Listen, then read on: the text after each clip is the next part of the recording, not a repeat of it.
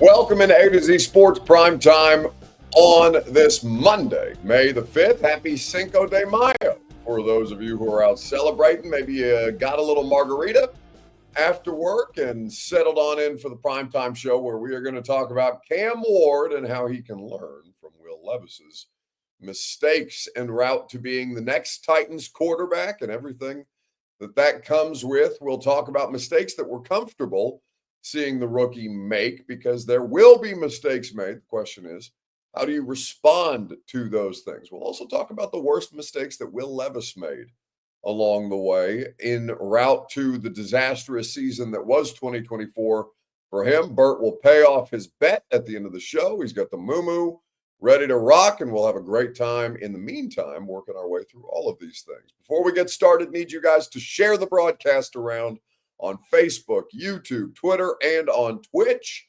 Wherever you are spending your time with us, thanks for doing so.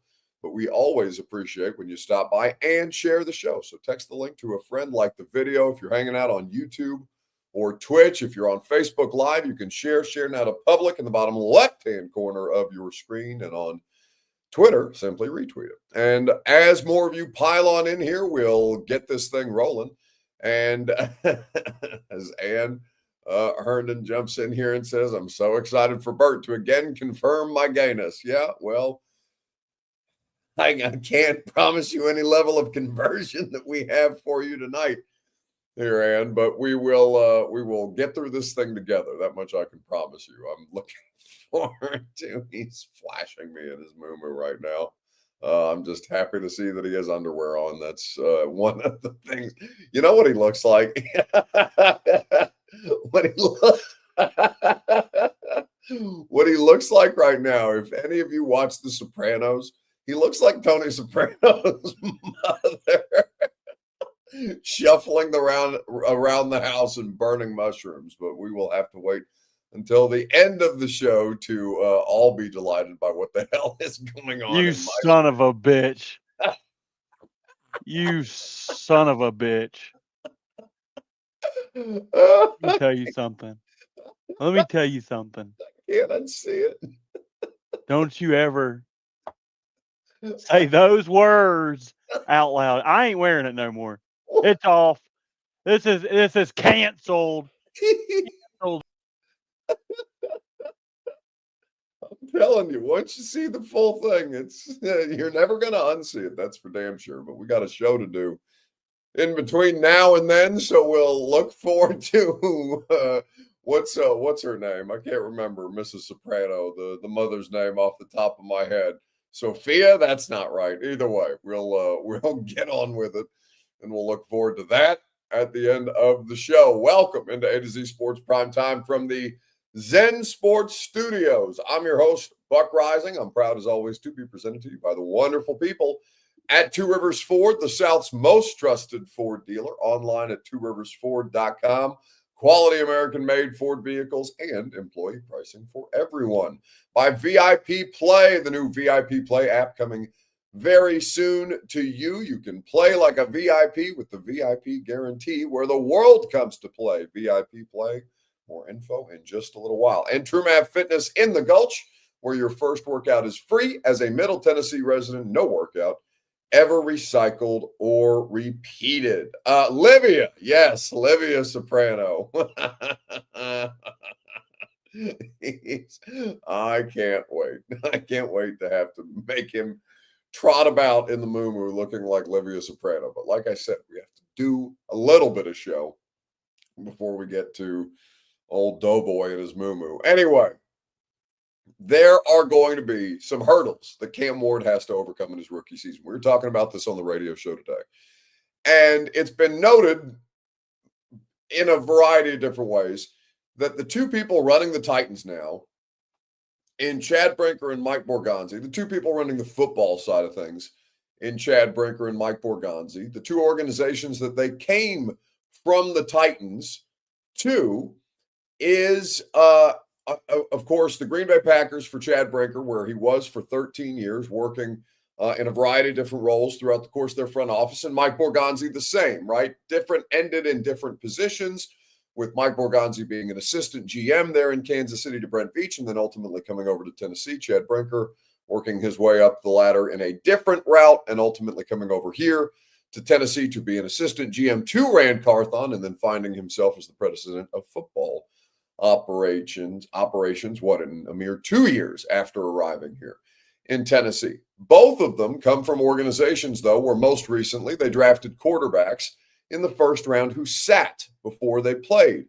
Jordan Love and Patrick Mahomes both got the opportunity to sit, learn, grow, and develop from a more passive perspective because there was no need to put Jordan Love on the field when Aaron Rodgers was still quarterbacking the Green Bay Packers and Alex Smith was getting the Chiefs to the playoffs with regularity, and they just so happened to also be able to trade up in the first round in 2017, I believe, is the Mahomes draft, to get up to the 10th overall pick and take Pat while they already had Alex Smith on the roster. And I think when you look at all the different things that you have working against Cam Ward here that worked in favor of Jordan Love and Patrick Mahomes in their previous stops, you can foresee a couple of different speed bumps that this rookie quarterback is going to have to go through.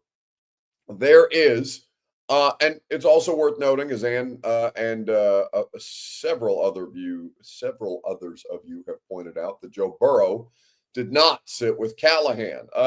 But there is a difference in a situation like Cincinnati's versus what Green Bay and Kansas City were at the time, where Joe Burrow was expected to play. He was also the number one overall pick in ways that Jordan Love and Patrick Mahomes were not. So there are two different comparisons there. Now, whether Cam Ward would benefit from sitting in the upcoming year or not, the reality of the situation is he's going to play. He's going to be the starting quarterback for the Tennessee Titans. They'll have him go about earning the job as best they think as they can present him with a situation where he's not being given the starting quarterback position, but he's going to have to take it from somebody. And that's kind of the idea of keeping Will Levis in training camp, to give Cam Ward motivation, to further motivate him, to further test him, to make sure that, we're not going to let you just walk in here and start for this team, even though he will eventually end up starting for this team, provided that there's no catastrophic issues with Cam Ward as the number one overall pick. So the question becomes your Two Rivers Ford take on Facebook, YouTube, Twitter, and on Twitch. If you would like to get involved there, what is the biggest issue that you foresee in Cam Ward's rookie season? It can be with him. It can be with the Titans. You can answer the question however you feel that you would best describe the biggest hurdle that Cam Ward will have to overcome. What will be the toughest part of Cam Ward's rookie season with the Tennessee Titans? We'll talk about it together.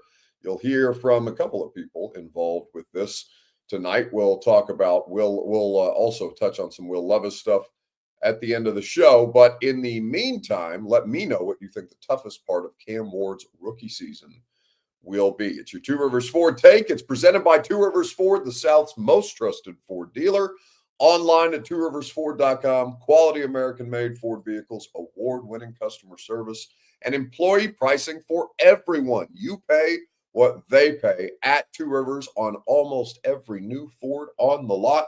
You will not find any other offers as good as that one, and a car buying process that is more turnkey, fast, easy, and more fun for you than Two Rivers Ford in Mount Juliet, or online at tworiversford.com for more information.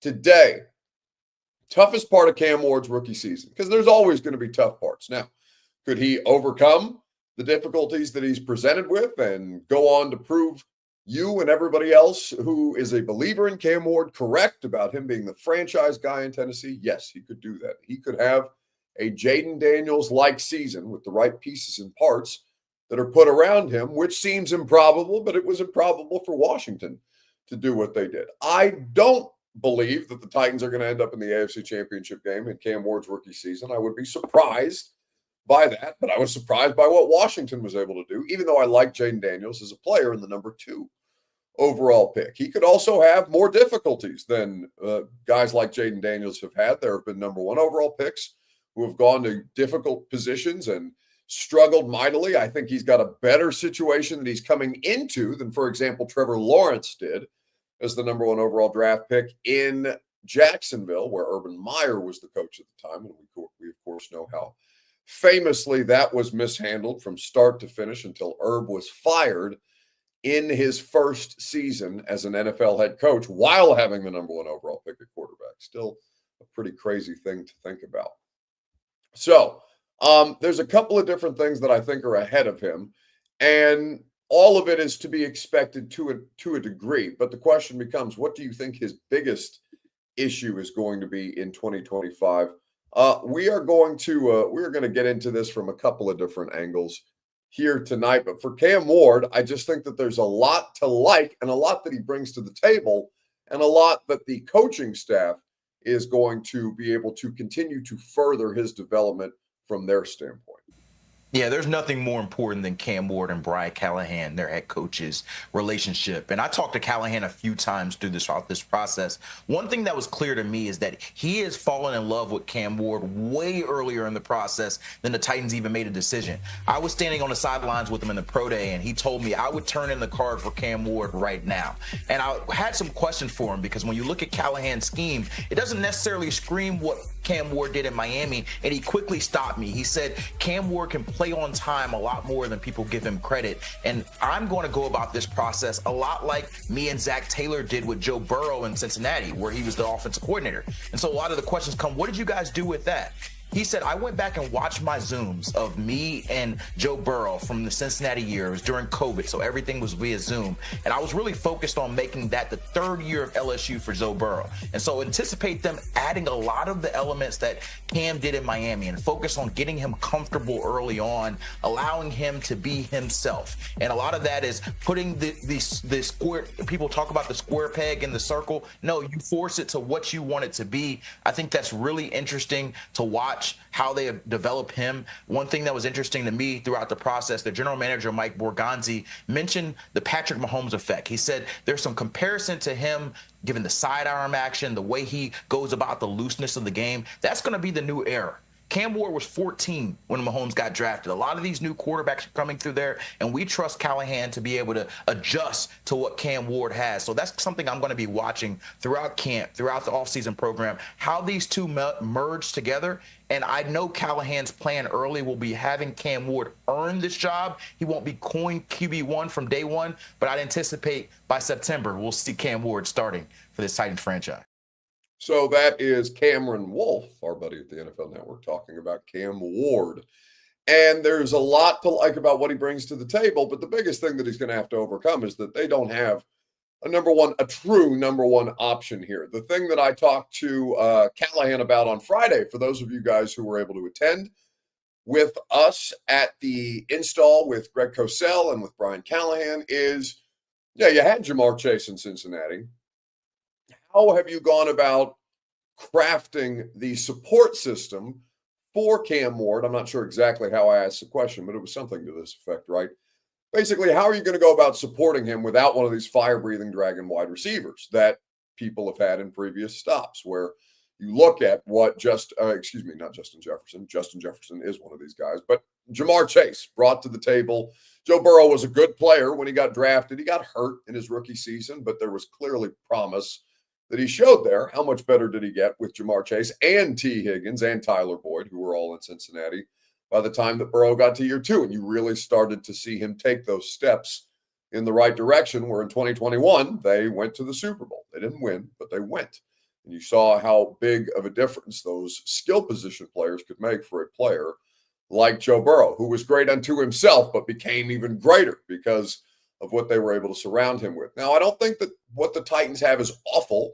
I like Calvin Ridley. I like Tony Pollard. I kind of stopped there with things that currently exist on the Titans roster or things that previously existed coming into the season on the Titans roster. Lockett is going to be an interesting addition. I don't know that that's an explosive addition. Chimere Dike does bring some of that to the table, the wide receiver out of Florida, and I'm curious to see how they get involved. Guys like Gunnar Helm or Alec Iamaner into this offensive situation. They've got some parts and pieces to now at least take a look at while they start to figure out, all right, what's the best way that we can put Cam Ward in position to succeed? The offensive line situation was the most important, but the number one option in the passing game is still something that they lack. how they're going to go about addressing that, we'll have to wait for future seasons to find out. But it's not the worst situation in the world that Cam Ward is entering into. And I do think, though, that you will see times where what they have is simply not enough. They're simply not a good enough football team yet to make noise in a meaningful way, though obviously improvement at the quarterback position is something that will help them make noise in a meaningful way. B French on YouTube says, I'm concerned if this Cam Ward-Callahan pairing doesn't work out, that this franchise is set back even more than the 3-year rebuild or 2-year rebuild. Now, yeah, if this shit doesn't work, then you're screwed. But that's what it is. Like, I hate to just kind of put it so bluntly as to say, yeah, and then you're going to have to do it again. If they screw this up, you're going to have to do it again. That's just the nature of professional sports. It's a question as to what organizations, how much do these organizations actually get set back when they whiff on a rookie quarterback or on a quarterback situation in the draft. Titans whiffed on Will Levis. That was in 2023. It's now 2025. You've given yourself the opportunity to reset the board at the position. It's honestly not as bad as if, for example, you overpaid a veteran quarterback to come in here, because you would likely be tied to them longer than you might if you had a rookie quarterback situation where the contract is still cost effective enough that you don't want to waste top draft capital on a player that can't play. But if you do end up screwing up that pick, then you just have to kind of go back to the well. That's how this thing is designed. So yes, it could set you back 2 or 3 more years. It would set you back 2 or 3 more years if you were to screw this up. That doesn't mean that you should just stop trying. That's just kind of how it is. It's literally, as Ching says on YouTube, that's literally the business. That's how every rebuild works. I wish that I had a more palatable answer for you, other than, yeah, tough shit. You'd have to do it again. And nobody wants to hear that. But you didn't want to hear that after Will Levis, or you were hoping that the Levis thing panned out. Now let's talk about mistakes that Levis made. What's the worst mistake that Will Levis made throughout the course of his duration as the Titans starting quarterback? Because there are lessons to be learned from the Will Levis experience. Some you could not recreate in a lab if you tried to, but there are things about the Levis circumstance that I think you can take away from if you're Cam Ward, or looking at the development of Cam Ward and being like, all right, let's make sure that we don't do that specifically. Again, you guys let me know in the comment section on Facebook, YouTube, Twitter, and on Twitch if you would like to chime in there and tell me what is the worst mistake that you saw Will Levis make in 2024. We will discuss at length together right after I remind you that the Primetime program is made possible by the awesome folks at VIP Play, where you can get in on over 200 plus leagues to wager on with all your favorite bet types. And you can also get access to the VIP Players Club sweepstakes, where every bet you make on VIP Play gets you entries into their monthly sweepstakes.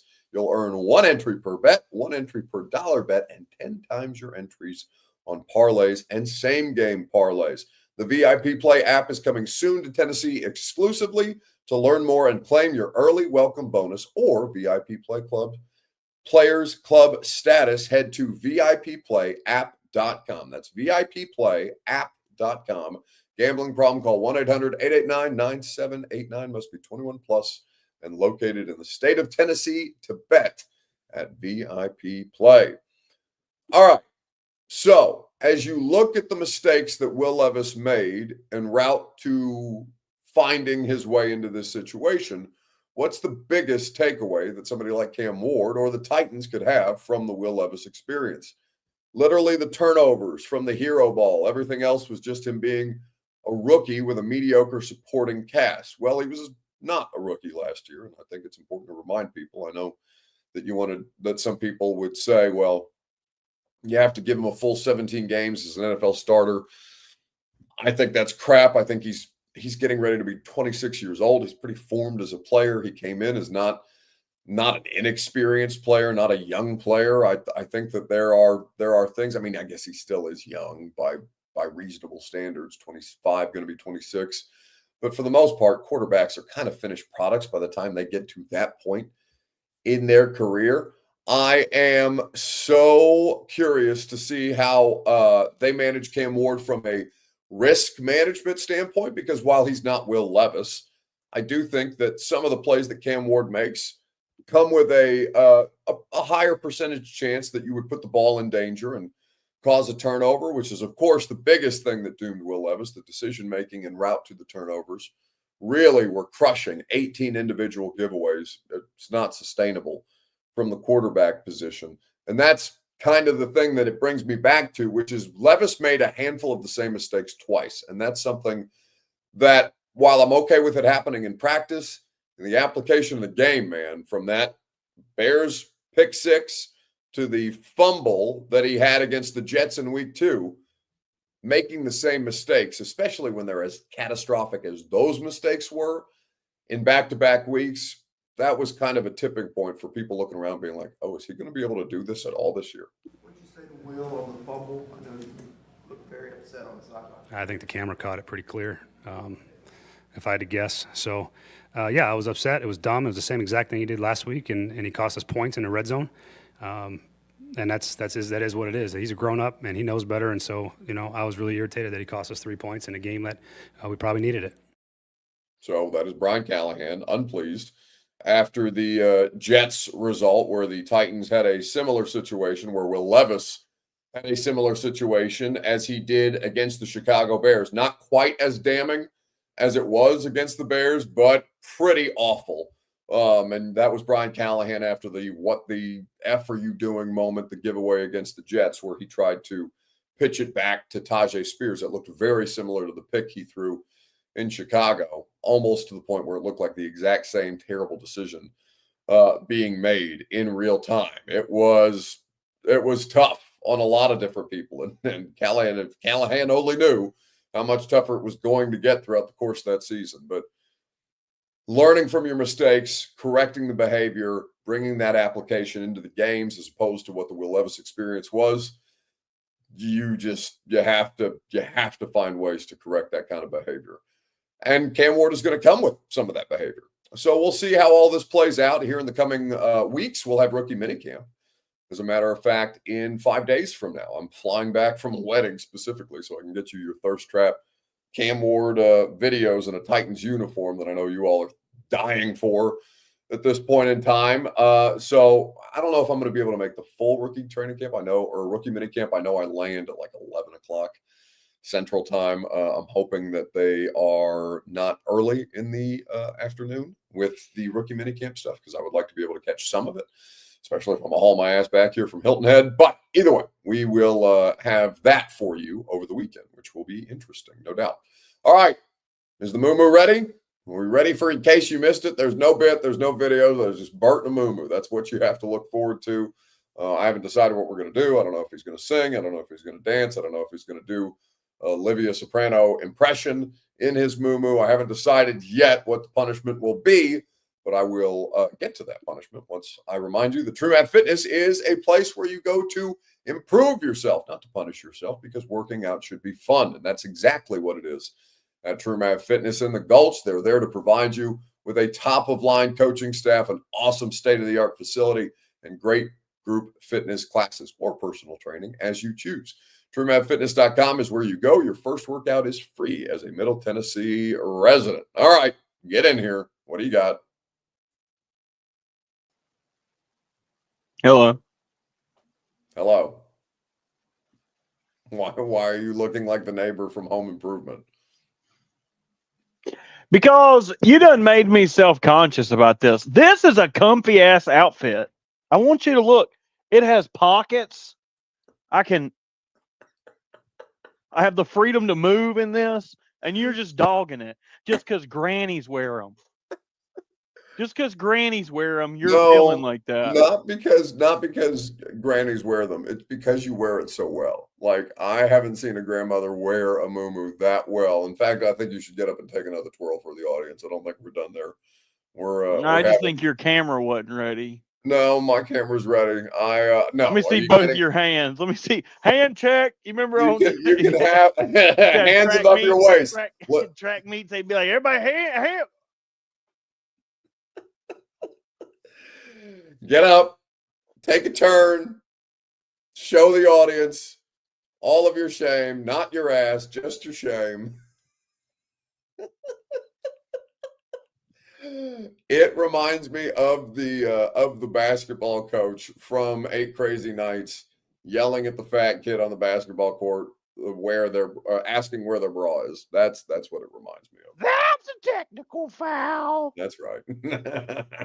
I'm here to tell you that this is comfy. And as somebody who has been caught way too many times with my windows open, naked, and my neighbors see me,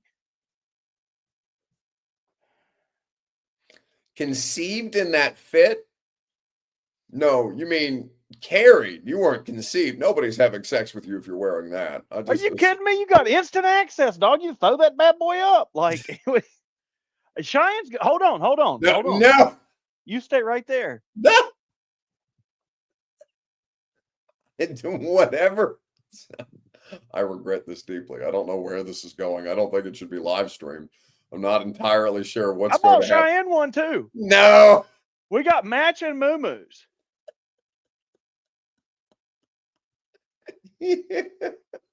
So somebody is. Neither of you are getting laid while wearing those. I don't know who else is getting laid wearing this, but I for damn sure am getting laid wearing this. That's just how it is. That matching moo-moos is wild. That's insane. Oh, I got Ann. Ann might be coming back. Coming back, baby. She's coming back now. Come on and feel these soft movies. Come on now. She gonna come to the other side. Back where Bert is. I'm telling you. You look, y'all lucky I got this thing buttoned. I could take all the damn buttons down. Then have a whole chest out. Whole chest out in this moo-moo. We need to end this before it turns into some kind of exhibition. This is so unhinged. It's beyond. No, you brought it on now. Hell, I really, if I wanted to wear it to work, I don't think anybody could say anything. You know what I mean? What do you mean? Of course, I would report you. I would report you to whomever you're supposed to be reporting. You don't even get to work on time. Who you gonna talk to? You ain't got time to report nobody or nothing. You got to go do your show. So, what did we learn tonight, class? We learned that a moo-moo ain't stopping you from getting a little noo-noo. You can look good in whatever you want to look good in, as long as it's got pockets. And the clock is right twice a day. Y'all have a good night.